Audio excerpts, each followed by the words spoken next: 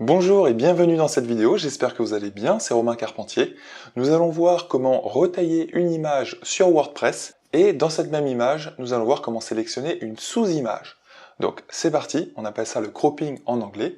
Donc vous allez dans Médias dans WordPress, ensuite vous cliquez sur l'image que vous souhaitez retailler ou de laquelle vous souhaitez extraire une sous-image. Ensuite, vous cliquez sur modifier l'image. C'est un écran qui n'est pas forcément très intuitif. Alors comment ça marche pour retailler, pour redimensionner votre image? Il s'agit ici de changer la taille de l'image. Alors le ratio de l'image va être inchangé, donc vous allez vraiment garder sa proportion. Donc par exemple, là vous pouvez mettre tout simplement 500. Ceci vous permet, lorsque vous cliquez sur redimensionner, d'obtenir une image qui va être plus petite en taille et donc qui va se recharger rapidement en fait sur votre site internet. Ensuite, vous pourriez vouloir extraire une sous-image de votre image originale. Par exemple, découper le bateau de cette image ici. Donc comment faire? Vous placez votre souris dans cette image et là vous dessinez un rectangle tout en laissant appuyer sur votre souris. Et donc vous laissez appuyer et lorsque vous avez terminé votre sélection, vous relâchez la souris. Vous pouvez par exemple déplacer le rectangle en laissant appuyer ici. Donc là on va le centrer sur le bateau. Et vous cliquez sur l'icône en haut ici à gauche. Une fois que le cropping est fait, vous appuyez bien sur enregistrer.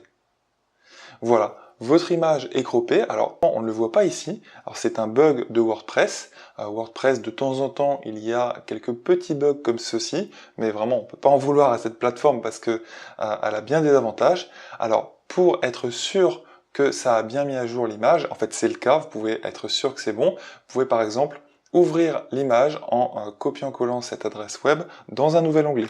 Donc l'image est assez petite ici, mais c'est peut-être ce que vous recherchiez au départ si vous vouliez avoir une image qui est centrée sur un objet en particulier et qui soit suffisamment rapide à charger pour votre site web.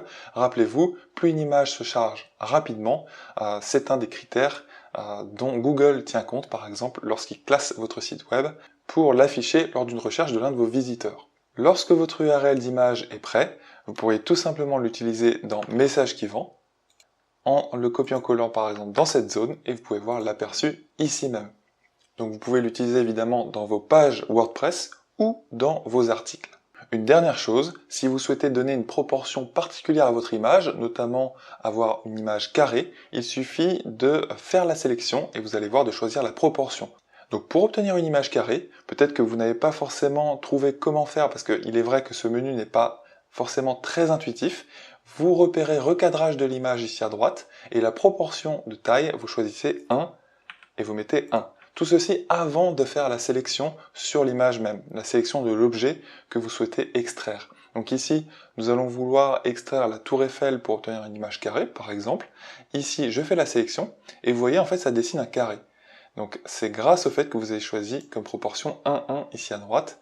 Vous choisissez bien la position de votre carré.